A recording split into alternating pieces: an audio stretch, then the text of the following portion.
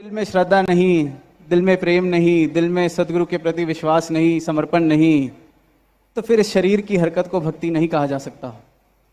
शरीर चरणों में लेटा रहे और अकल मुझ पर भारी है, तो ये भक्ति नहीं, ये ढोंग है, ये धोखा है। और धोखा हम किसी और के साथ नहीं, अपने साथ कर रहे हैं।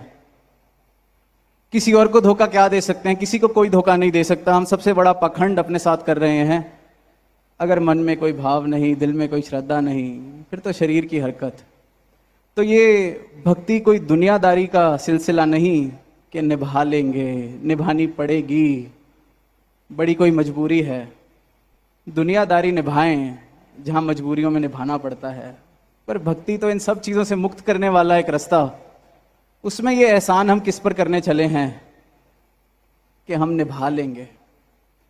तो मन के अगर ऐसे भाव हैं, जीवन पर अकल का इतना जोर है कि दिल नहीं मानता कि कहे अवतार गुरु ही रब है, इस विच कोई भुलेखा नहीं, कि परमात्मा है भी कि नहीं, अकल मेरी नहीं मानती, तो दास तो ये कहेगा फिर इस ढोंग को छोड़ के अकल को पूरी दुनिया में जाके आजमा लें, इसको चलाएं, दौड़ाएं, भगाएं, शायद थक के किसी दिन ये भी हार मानेगी और उस दिन शायद समर्पण आएगा जीवन में। क्योंकि उससे पहले तो ढोंग, ना ढोंग से मुक्ति मिलनी, ना आनंद मिलना।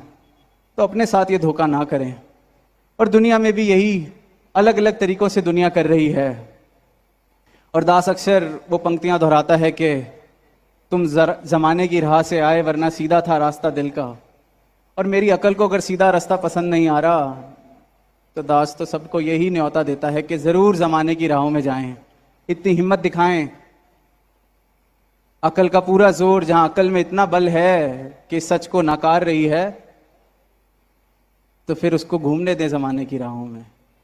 और जब जमाने की राह से थक कर लौटेंगे तो सदगुरु ने तो यही मिलना है। क्योंकि ये रब हैं और इनका ब्रह्म ज्ञान अटल सच्चाई है। इसने कहीं जाना नहीं, इन्होंने कहीं जाना नहीं। तो जब घूम फिर के हम पहुंच जाएंगे तो इनके चरणों में ही आना है।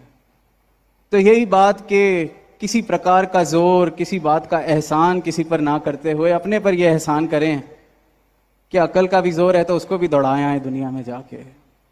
वरना भक्ति के ना आनंद के हम पात्र बन सकते हैं, ना कोई जीवन में प्रेम आ सकता है।